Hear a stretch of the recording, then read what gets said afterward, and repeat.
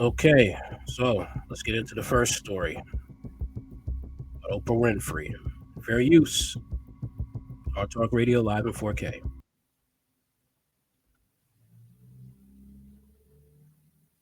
Oprah Winfrey's reputation has taken a hit due to her close friendships with numerous high-profile rapists and paedophiles.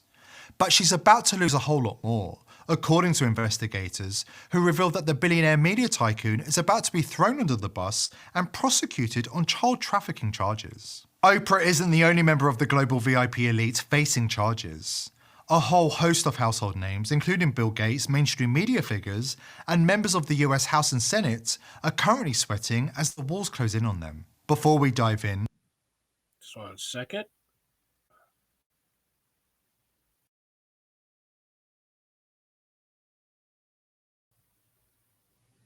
According to investigators, Oprah Winfrey has been hiding in plain sight for decades, conspiring with some of the world's most notorious pedophiles and sex traffickers, and taking every opportunity to legitimize child sexual abuse in public forums. So this is what so many people don't understand. A big part of the confusion and shame for child victims is that the attention and the seduction from the predator, who is probably going to be somebody you know.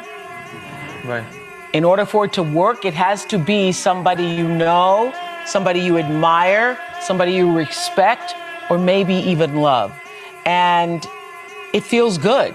I mean, if you're 7 years old and somebody, which I was trying to say this to. This woman is crazy. This ain't no AI. This is Oprah saying this nonsense. She's crazy. And the things which she suffered as a child, and she, bottled that in, that stuff screwed her up. That is the only way that a person like Oprah could act the way she does and say the things that she says. To my friends who had children, you're 7 years old and someone is stroking your penis. It feels good. Right. Even though you don't have a name for what that is. What the heck? Wow. It feels good. And when I first said this years ago, people were like, you're crazy, because everybody wants to believe it's like sexual assault and you're being thrown up against the wall and you're being raped. And I have said for years, if the abuser is any good, you won't even know it's happened. Wow. Wow. This is horrible. Horrible. Well, it gets worse. It gets worse. You will be in it and you won't even know it's happened. And if the abuser is any good, he or she is going to make you feel like you're a part of it. According to mainstream media, Oprah's laundry list. White woman was nodding her head too in the audience. What? I mean, hearing that, and if I was in the audience, I would have walked out. I'm like, I'm not hearing this. I know this is not what I paid a ticket to see. List of paedophile connections is just an unfortunate coincidence. It's like the extensive list of Clinton associates who ended up dead in bizarre circumstances, often committing suicide by putting 2 bullet holes in the back of their own head. One coincidence after another, for decades and decades. After Oprah's close friend Jerry Harris was sentenced to 12 years in prison on child sex crimes in July, the media fact-checked anybody who dared to point out that he was Oprah's protege. This was information they didn't want to get out. But in reality, Harris was the star of Oprah's Netflix show Cheer, and she personally groomed him for the role. Then, like many of her other friends, Harris was exposed as a child rapist after he was caught using his position to lure underage children. But Jerry Harris is just the tip of the iceberg when it comes to Oprah and her paedophile connections. You might have heard of John of God, who will spend the rest of his life behind bars after being found guilty of a sickening array of paedophilia, trafficking and rape charges. Oprah featured him on a talk show in 2012 after travelling all the way to Brazil to interview him. According to Oprah, the man who would later be found guilty of the most hideous crimes was an inspiring figure. That's right. Even Oprah's spiritual advisor has been sentenced to prison on sickening child sex charges. For some reason, Oprah didn't tell her audience that John of God was literally farming babies through the sex slavery of very young girls and selling infants around the world to the highest bidders. Na hora que eu fiquei sabendo, eu me entrego à justiça divina e à justiça da terra que eu prometi, e estou indo agora para me entregar, porque eu fiquei sabendo pelo meu advogado que está aqui presente, o Dr. Toron. This is not a conspiracy theory, this is a conspiracy fact. Young girls were held captive in remote farms where Oprah's inspirational friend would impregnate them and murder them after 10 years of giving birth. These babies were then sold to elite VIPs around the world. This was a huge global child trafficking operation involving elite VIPs that's been systematically swept under the carpet by the mainstream media. Why would they circle the wagons around such an evil figure? Because the mainstream media is bought and paid for by the global elites, who are essentially buying them off to keep quiet about the skeletons in their closets. John of God is connected to Bill Clinton, Naomi Campbell and Marina Abramovich, who filmed a documentary at his compound in Brazil in 2016. With friends like that, the mainstream media were always going to give him a free pass. But the story gets even darker.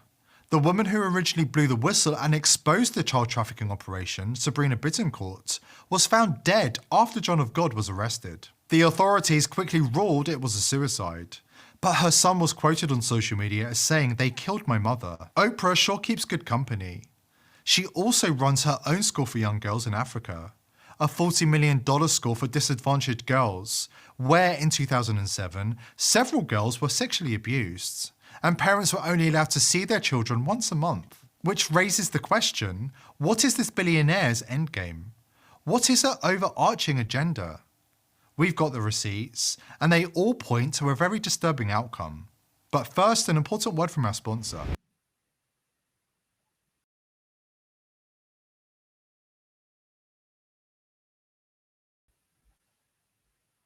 Is that Oprah has a sick agenda.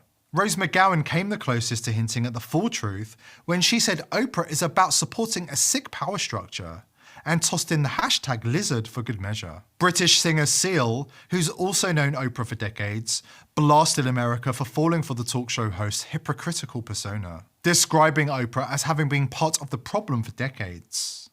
Seal posted two pictures, one of Oprah sucking Harvey Weinstein's ear, and the other showing Oprah offering Weinstein some fresh meat in the form of a very young Rita Ora. And don't forget about British actress Katie Noble, who minced exactly 0 words when she said, "Oprah pimped me like a whore" to Hollywood serial rapist Harvey Weinstein. Noble claims that when she first met Weinstein at an event in London, she was impressed because he was partying with model Naomi Campbell, the supermodel whose house is shaped like the Eye of Horus, and he had Oprah swinging off his arm. The only unusual thing about the night, described by Katie Noble, is that the females Oprah was procuring were above the age of consent. There is talk of a high-level cover-up, with a Hollywood entertainment lawyer revealing that the bombshell Michael Jackson documentary Leaving Neverland was funded by Oprah and Harvey Weinstein. According to a lawyer who goes by the name NT, the plot to resurface debunked claims about Michael Jackson is all part of a ploy by a group of Hollywood elites to distract attention away from the real perpetrators of child abuse. Some people think that, oh, this is not real. Well, we're gonna check something out right here.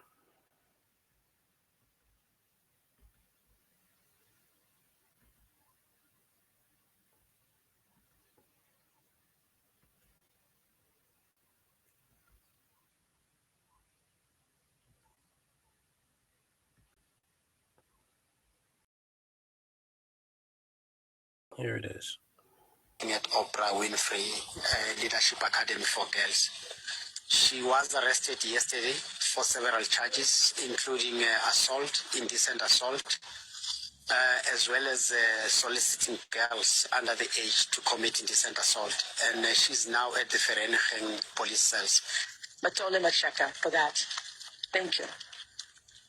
I think the school has been open because they handed us a report of what was happening there, and they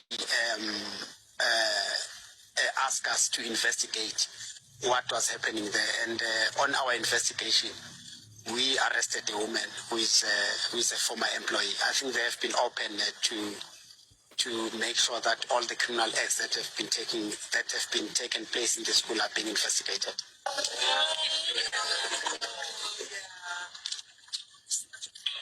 Associated Press covered this.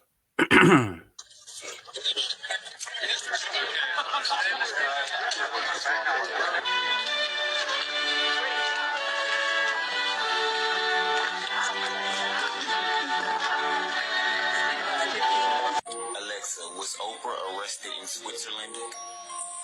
From Asian1.com. Arrested in Zurich on Wednesday. They didn't got her all my life. I had to fight it.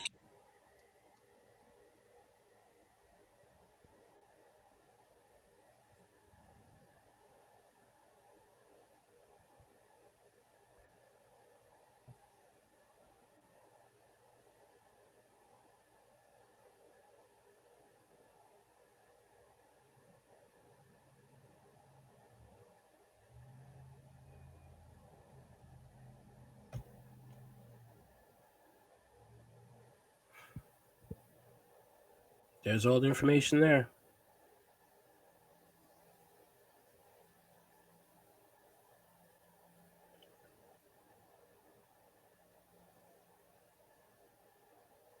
All right.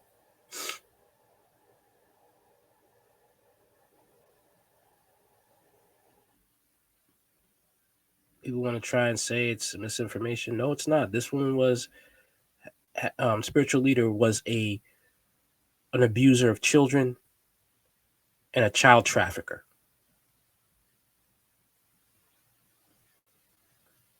All right. And it's sad to say you have many African Americans that love her in spite of when you see the facts, which again is very,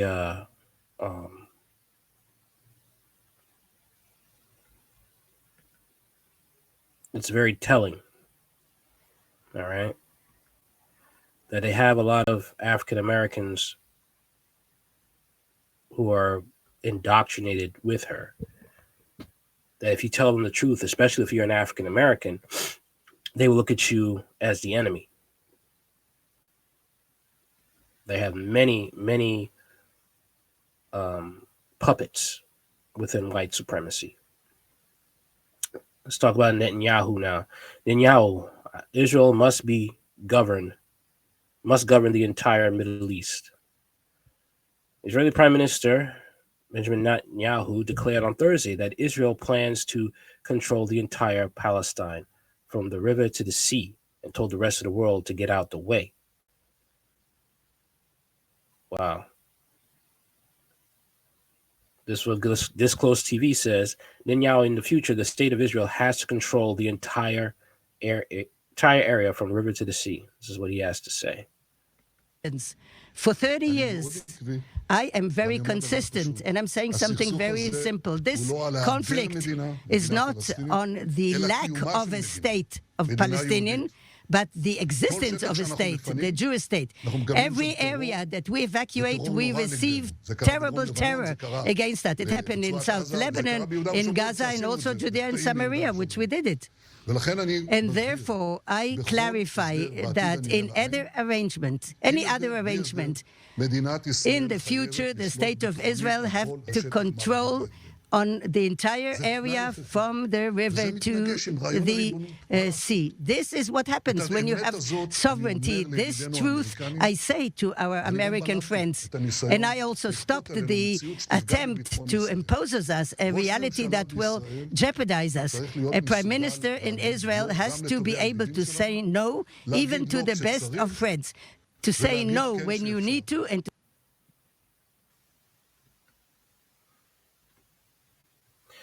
This conflict is not about the lack of a state of Palestinians, but the existence of a Jewish state, Netanyahu said. Every area we evacuate, we receive terrible terror. And therefore, I clarify that in any arrangement in the future, the state of Israel has to control the entire area from the river to the sea. You see where this madman is going now? But that's what it was all about. He wants to make the Middle East a Jewish empire on the bodies of those who are non-Jew. InformationLiberation.com reports Zionist activists have repeatedly claimed that the phrase "from the river to the sea" is a call for genocide when pro-Palestinian activists say it. This is what happens when you have when you have sovereignty, he continued. I say to my American friends, stop trying to impose on us a reality that will jeopardize us. A prime minister of Israel has to be able to say no, even to the best of friends. The U.S. must fund Israel's genocidal ethnic cleansing campaign and take in Gaza's refugees. We can have no say in anything Israel does. This is our special relationship. You see what's going on here? The United States must be at the beck and call of Israel. They're saying, whoever we kick out of the Middle East, you take them, but you don't tell us what to do. And it's sad that this is how it is. And if the United States dares, the government, which they won't, but if they dare to stand up and say, Netanyahu, you out of control, no, he has his minions in the United States government that will make sure it will happen. Whatever he says will go. Okay? Many of you people who are pro-Israel need to wake up. You need to wake up. Okay? Well, what about the Palestinians? How they mistreating blacks? Yes, the Palestinian Arabs do mistreat blacks, and so do the Israelis, the Israeli government. The white Jews are very racist towards their black Jewish counterparts. And if this is how it's happening now, imagine, I'm saying it now, imagine when those Noahide laws get to be carried out. When those Noahide laws get to be carried out, it's going to be a problem.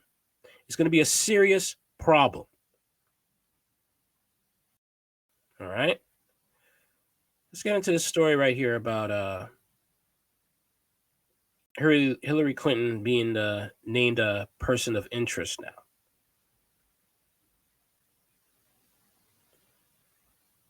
In the Epstein list. Twice failed presidential candidate Hillary Clinton has been named as a person of interest in a child sex trafficking investigation, according to FBI sources, who allege her crimes have been well known inside the Bureau for years. While former President Bill Clinton is facing unwanted media attention due to revelations in newly released court documents about his close friendship with convicted paedophile Jeffrey Epstein, it's actually Hillary Clinton who's closer to facing justice, according to the FBI, before properly and held the powerful to account. Take Fox News, for example. Before the network was completely co-opted by the globalist establishment, Fox used to report straight news. In 2018, they even dared to mention that Hillary Clinton and the Clinton Foundation were under investigation for crimes against children. This has since been completely covered up by the entire mainstream media, and anybody who dares to mention it gets called a crazy conspiracy theorist.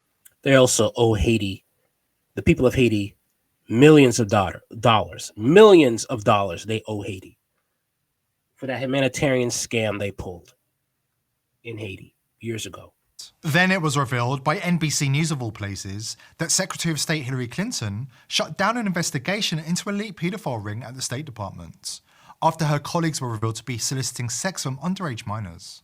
Some serious allegations this morning facing the State Department. That's right. According to internal State Department memos, the agency might have called off or intervened in investigation into possibly illegal and inappropriate behavior within its ranks, allegedly to protect jobs and avoid scandals. This concerns the time that Hillary Clinton was Secretary of State. We want to get right to NBC's chief White House correspondent, Chuck Todd, with the latest. Chuck, good morning to you. Good morning, Savannah. You know, there's an old saying in Washington that the cover-up is worse than the crime. But in this case, both parts of it are disturbing. Allegations of prostitution and pedophilia, and allegations that those crimes were somehow covered up or not looked into. So the State Department this morning is having to respond to those claims and those investigations of misconduct by State Department officials, including by an ambassador and security agents attached to then Secretary of State Hillary Clinton. And the allegations are that these investigations were whitewashed, quashed altogether, and that those orders came from high up. NBC News has obtained documents related to ongoing investigations into some disturbing allegations involving State Department personnel and at least one ambassador. A State Department memo says the ambassador, quote, routinely ditched his protective security detail in order to solicit sexual favors from both prostitutes and minor children. The memo also says a top State Department official directed department investigators to, quote, cease the investigation. The mainstream media and social media, including YouTube, have banned this news report from being posted. Why? Because where there's smoke, there's fire.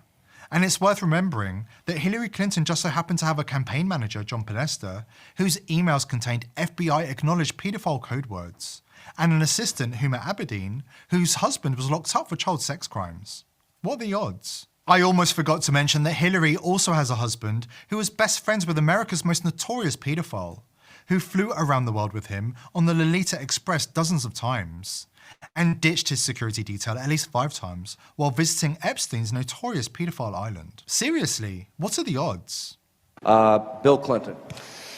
Got a lot of problems coming up, in my opinion, with the famous island with Jeffrey Epstein. A lot of problems. Bill isn't... Trump also got a lot of problems with that 13-year-old minor.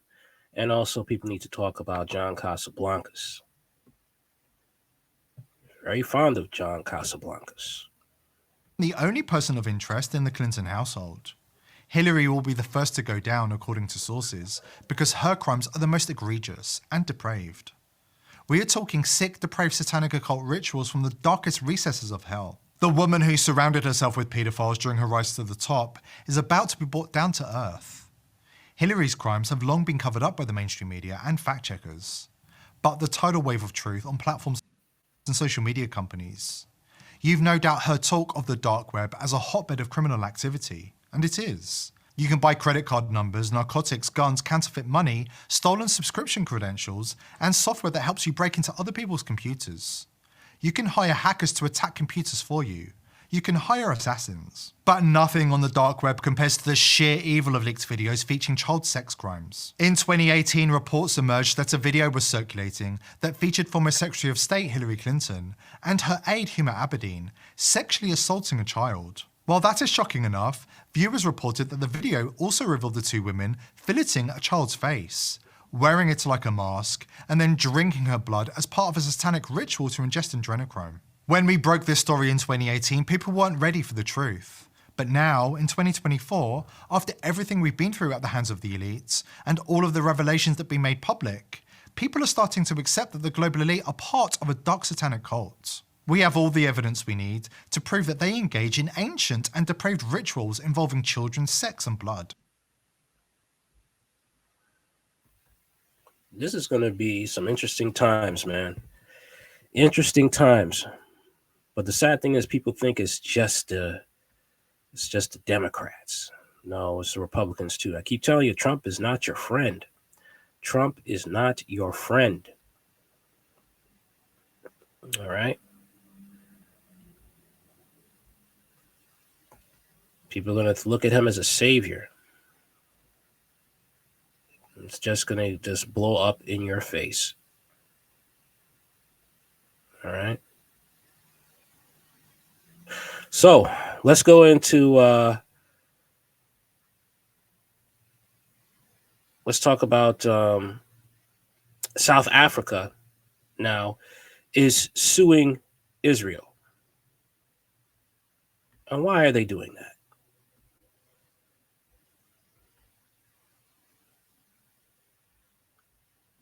Fair use, by the way.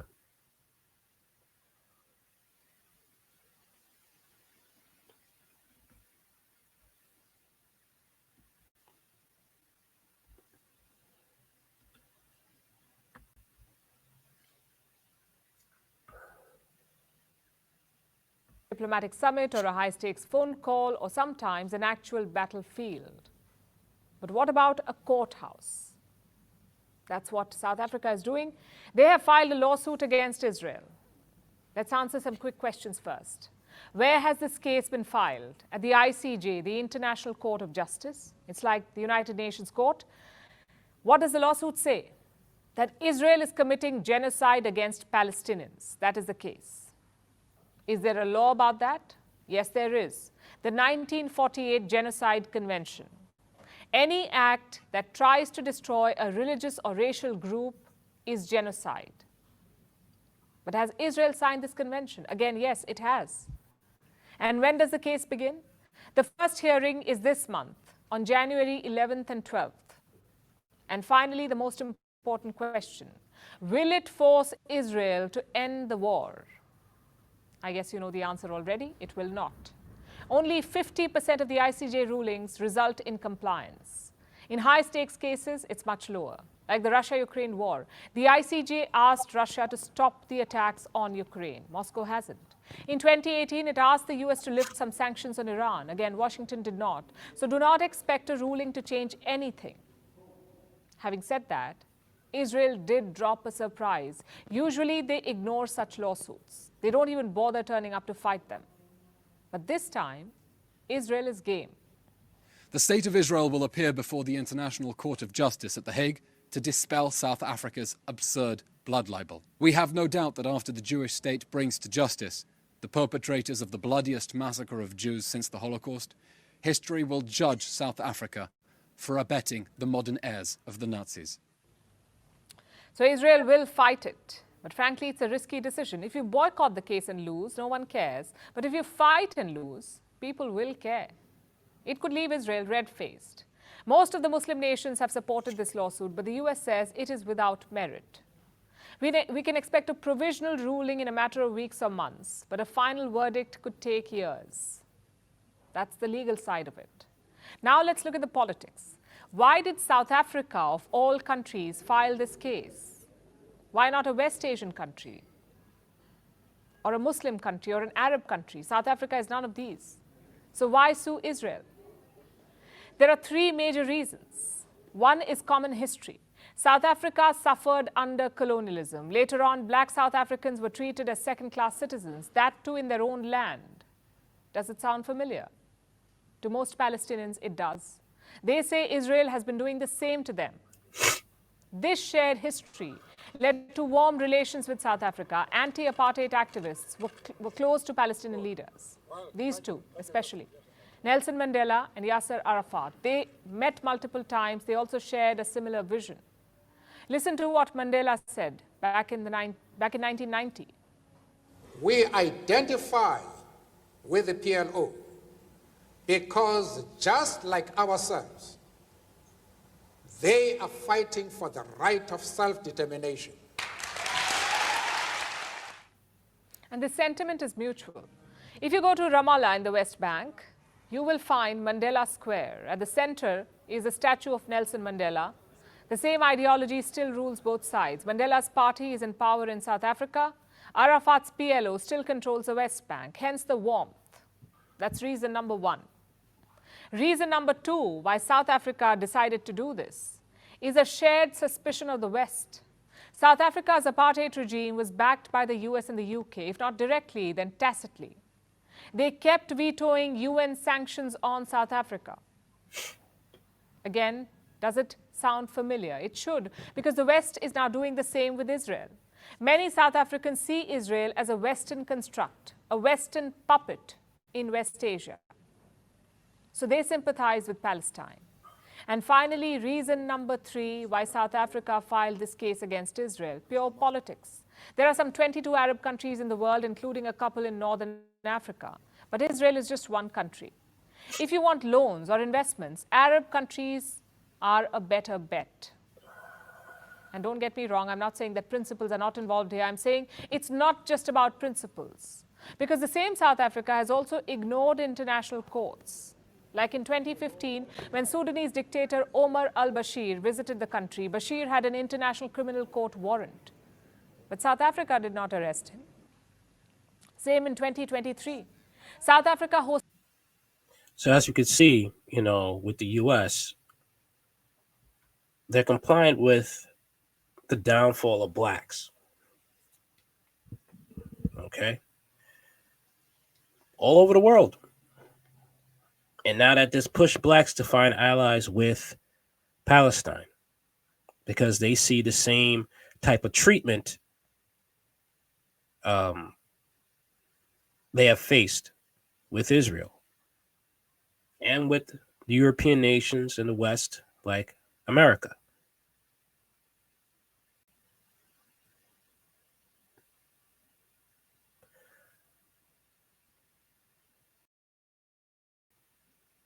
Hopefully they'll win this case. Hopefully they'll win this case against Israel.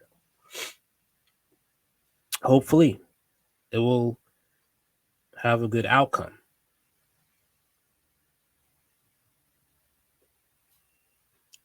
That's all really that can be said. Because you have a lot of people that will sell out to Israel.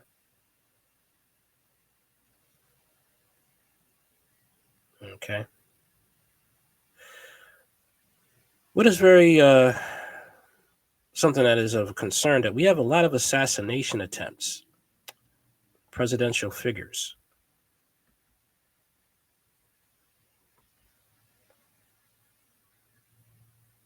Okay. And I would say I am concerned for the safety of Trump. I'm going to read this Hill article right here. Okay. Assassination attempts are on the rise worldwide. Is the U.S. next? Barely one day passed in 2024 before another reminder was issued of one of the most serious developments in national security and terrorism, the increasing prevalence of political assassinations around the world. In South Korea, Lee Jae-myung, leader of the Democratic Party of Korea, was stabbed in the neck on January 2nd by an assailant seemingly motivated by a corruption scandal surrounding Lee. The leader survived the attack. The attempt was just the latest in a long and growing line of assassination attempts against political leaders. In August of 2023, Ecuadorian president candidate Fernando Villavicencio was assassinated in Quito by Colombian hitmen. In September of the previous year, a man sporting Nazi tattoos attempted to assassinate Argentine Vice President Cristina Fernandez de Kirchner, only for his gun to jam. That June, Japanese Prime Minister Shinzo Abe was killed by a lone gunman with a homemade firearm, apparently for the leader's ties with the Unification Church. The United States has avoided a successful high-profile assassination during the recent escalation in domestic political violence, but not for the lack of trying. In 2022 alone, serious plots targeted Speaker of the House Nancy Pelosi and conservative Supreme Court Justice Brett Kavanaugh. In both cases, the would-be assassins made it all the way to their target's home. Of note, these incidents underscore the assassination threats are not reserved by only one political ideology. They are weaponized by extremists of all stripes. Public service in the United States today often features a deluge of threats as an occupational hazard. Unfortunately, it is difficult to diagnose the cause of this apparent rise in assassination attempts targeting various nations. In the United States, to be sure, norms of civility have frayed, driven in no small part by a former president who seems to delight in threatening violence against his political opponents. In September of 2022, after Senate Majority Leader Mitch McConnell worked with Democrats to pass bipartisan legislation, Donald Trump posted on Truth Social that his former congressional ally has a death wish.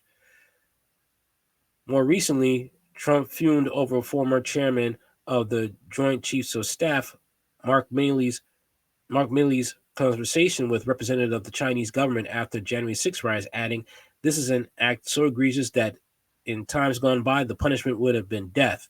Such language dehumanizes political rivals and may in turn demystify the act of killing them."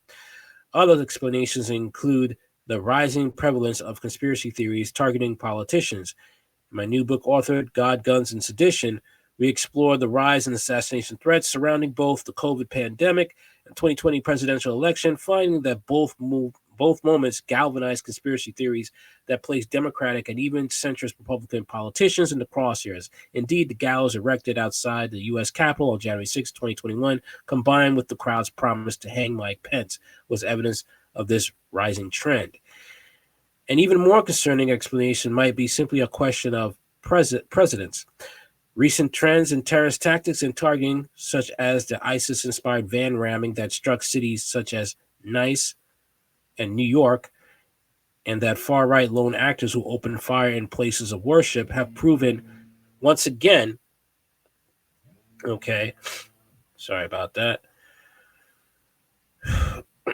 proven once again that terrorists learn from one another. In other words, the pioneers who claimed the lives of Shinzo Abe and Fernando Villavicencio might have ultimately been inspired others to follow in their footsteps.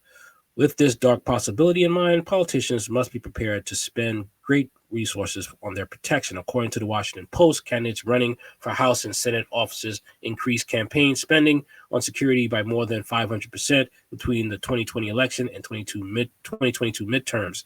But there is also an optimistic possibility. Assassinations are typically chosen by accelerationist extremists who are particularly desperate to change the course of history and should also therefore be interpreted precisely as a reflection of the strength of liberal democratic order.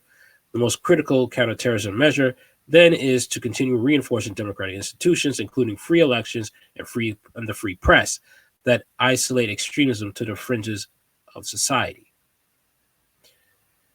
Yeah, unfortunately, voting is just the illusion of choice. Okay, we don't really live in the land of the free. That's just something that is a hard pill for people to swallow. They call you a conspiracy theorist, but yeah, it's the truth. What are you gonna say? So let's talk about Nikki Haley. Let's get into that right now.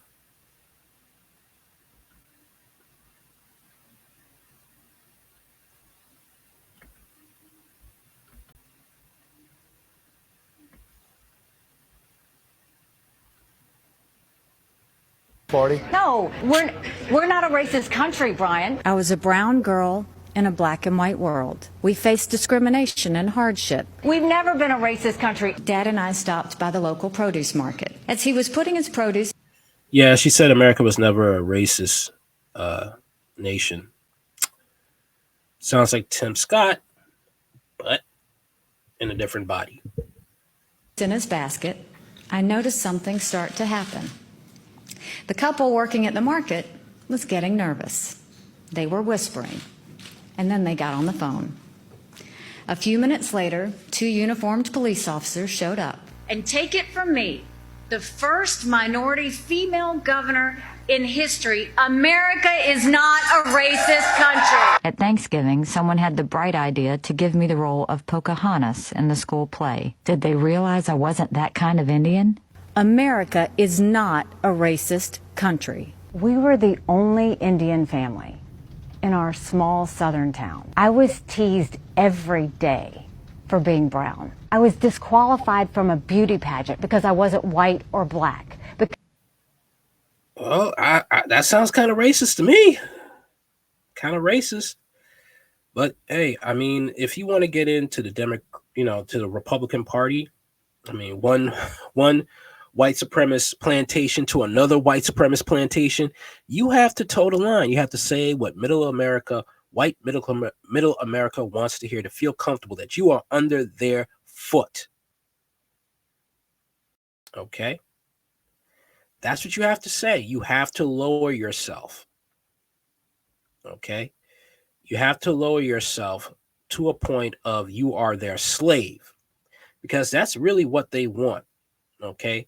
Both sides want you to be slaves. Okay? They want that. That's what they're itching for.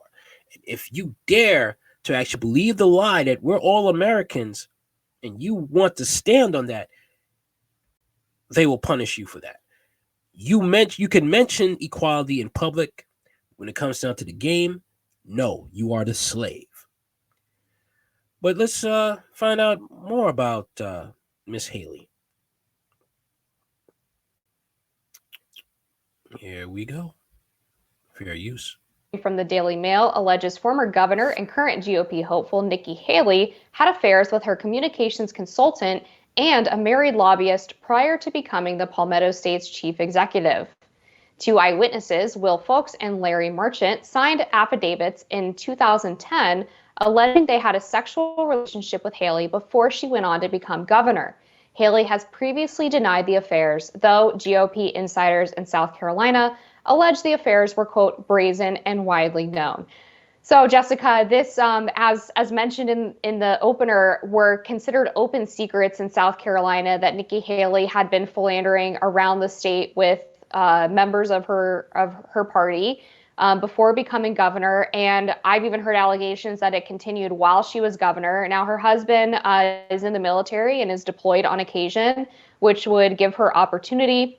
Of course, legally, you have to be careful about what you say. She has denied the affairs, but this Daily Mail report apparently has access to these 2010 sworn affidavits that were previously not available to the public. And in addition, they talked to people from South Carolina who claimed that this was basically done quite brazenly. This is a quote from the Daily Mail article. Multiple GOP insiders told DailyMail.com that they were intimately aware of Haley's infidelity as a South Carolina lawmaker, including tales of steamy liaisons in the back of her Cadillac SUV, canoodling in her lover's laps at bars, and nights spent together in a Columbia, South Carolina duplex. The 2010 affidavits, including the one from Folks, say that he engaged in an inappropriate physical relationship that included numerous instances of inappropriate sexual conduct, says he first kissed Haley in a car in early 2007, and that they had regular trysts in her apartment in downtown Columbia. And the allegations go on, but this is also not the first time that we have heard about allegations that she has been unfaithful to her husband.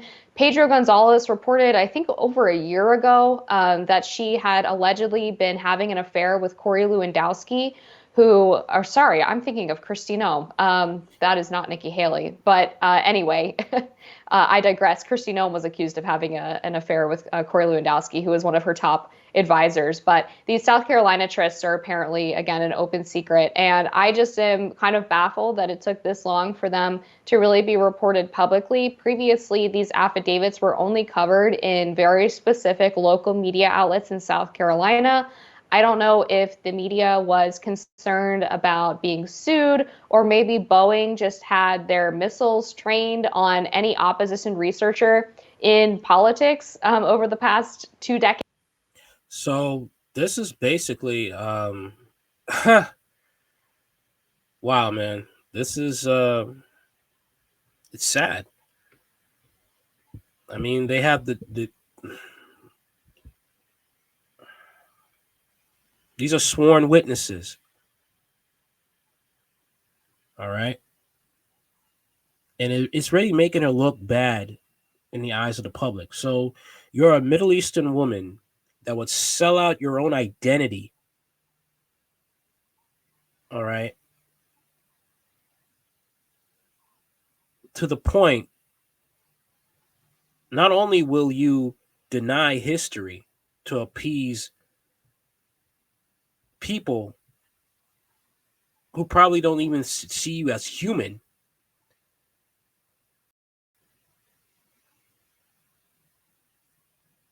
and now you are looked upon as a woman who can't be faithful to her spouse, to her husband.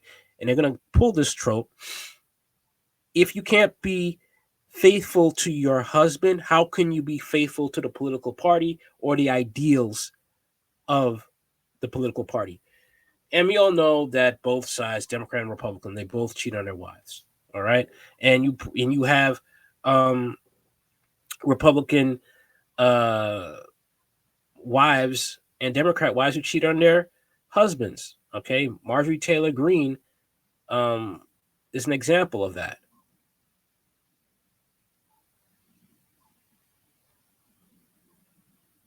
It is sad to say that this is the route that they are going, but this is politics. And if you're doing things, that you shouldn't be doing, it's going to haunt you. It's going to come back to haunt you, especially if it's documented. You have sworn witnesses.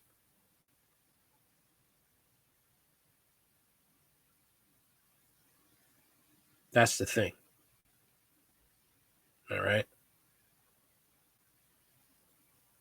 So now we're going to look into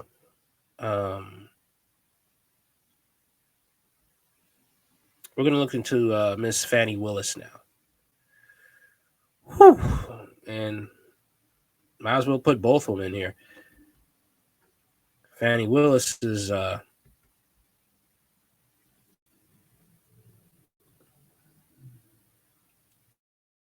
it's brutal.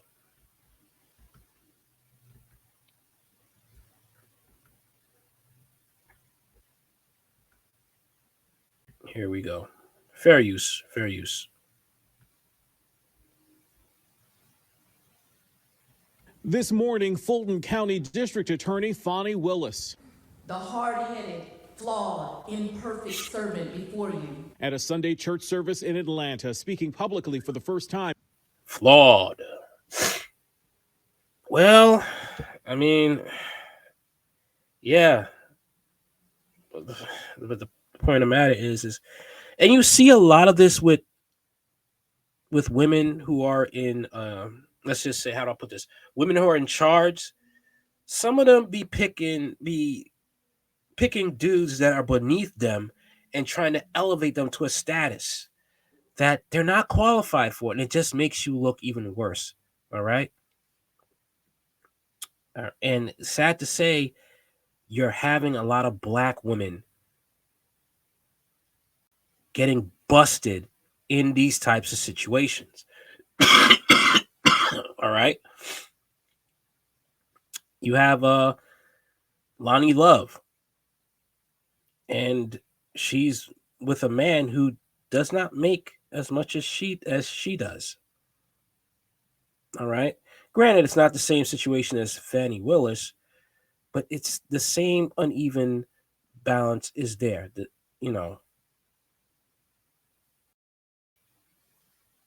And it makes her look bad. What I could say is the similarity is the situations that they're in makes them look bad. Let's keep going, because there's an article I'm about to read. It's really bad, extremely bad. Since a court filing accused her of being romantically linked to a lawyer she hired to lead the election interference case against former President Trump and 18 others. She pushed back on the criticism over her appointment of Nathan Wade, one of 3 special counsels on the case. I appointed 3 special counsel, as is my right to do. Paid them all the same hourly rate. They only attacked one. Willis did not mention Wade by name nor deny an alleged affair, but claimed race is behind the scrutiny of Wade's appointment and that $650,000 in legal fees Wade has been paid so far is legitimate, despite critics who say both have allegedly benefited from the cash by taking lavish vacations together. In a statement, an attorney who represents Trump co-defendant Michael Roman denied race playing a role, writing, "If anybody doubts our claim that Nathan Wade is inexperienced, ask him how many RICO cases he has handled. Ask him how many felonies he has tried." The role you saw the Fani Willis. You saw that deal? At a campaign appearance Sunday in Iowa, Trump suggested Willis's alleged relationship as a conflict of interest, disqualifying the case. But Willis claims Trump and others have attacked her for being a black woman in power. First thing they say, oh, she gonna play the race card now. But no, God, isn't it them who's playing the race card when they only question one? Legal filings from both sides will now have to be considered by the judge trying the Trump election interference case in Georgia and whether Willis's alleged relationship with her special counsel appointee compromises the case.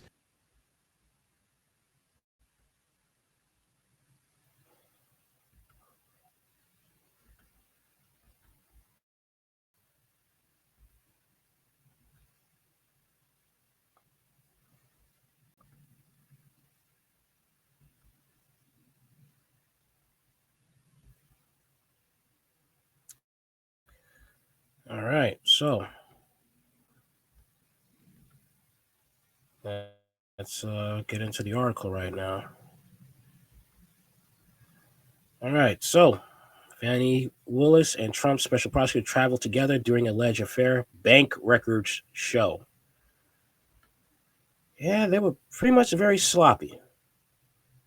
Okay, here are the key facts. The filing from Jocelyn Wade, wife of Special Prosecutor Nathan Wade, said copies of credit card statements turned over by Nathan Wade show he purchased plane tickets for himself and Miss Willis. Jocelyn Wade made the filing Friday in opposition to the motion filed by Willis the day before, requesting a protective order from the court that would allow her not to be disposed in Wade's divorce case. The new filings argues that there appears to be no reasonable explanation for their travels apart from a romantic relationship. Jocelyn Wade's legal team is trying to depose Willis, arguing she clearly has information relevant to her divorce case, as precedent in Georgia says alleged adultery is relevant in divorce proceedings if equitable division of property is at issue. Okay. $817.80. That's how much Nathan Wade paid per ticket for him and Willis to travel to San Francisco on Delta in April of 2023. According to his Capital One bank account records, there were also charges of $477.21 for plane tickets to Miami in October of 2022, along with more than $2,600 worth of purchases from Royal Caribbean Cruises, according to the Atlanta Journal-Constitution, though there were no names tied to the cruise purchases. In Willis' motion Thursday to protect her from being deposed, she argued Jocelyn Wade was obstructing and interfering with the Trump case and had conspired with interested parties to annoy, embarrass, and oppress her. She said she should have not have to testify in the divorce proceedings because the marriage is irrevocably broken with no hope of reconciliation, and therefore no information she could provide would prove relevant to granting or denying the divorce. Willis was subpoenaed in Wade's divorce case last week after Michael Roman, a former Trump campaign official and one of the former president's 18 co-defendants in the election case, filed a motion that sought to disqualify Willis and Wade from the case, alleging she appointed him while the two had an improper, clandestine personal relationship. Roman's filing, which didn't provide direct evidence of the relationship, and argued Willis and Wade violated conflict interest laws and mishandled public money through the alleged affair. Willis has not outright denied claims of inappropriate relationship with Wade, but defended him earlier this week against allegations he was unqualified to serve as a special prosecutor in the Trump case. Willis's office is prosecuting Trump and 18 others for racketeering and other charges, alleging Trump's months-long pressure campaign to overturn his 2020 election loss in Georgia was illegal. Yeah, man. She wasn't smart about this at all. Wasn't smart. But again, a lot of professional black women. You probably have some white women doing the same thing, but you don't see them in the limelight like this. But a lot of black women who are high value and in positions like this, you do see them. How do I say this? Just picking low value men and putting them in high value positions, and they're not qualified, and this happens. Plus, the dude's the dude's married, going through a divorce. All right. Question will come up. Were you dating this dude while he was married? Makes her look even worse. And that's basically it. That's all I got for now. So let me know what you think in the comments. What do you think about the stories? Let's have a conversation. Like, share, comment, subscribe. Later.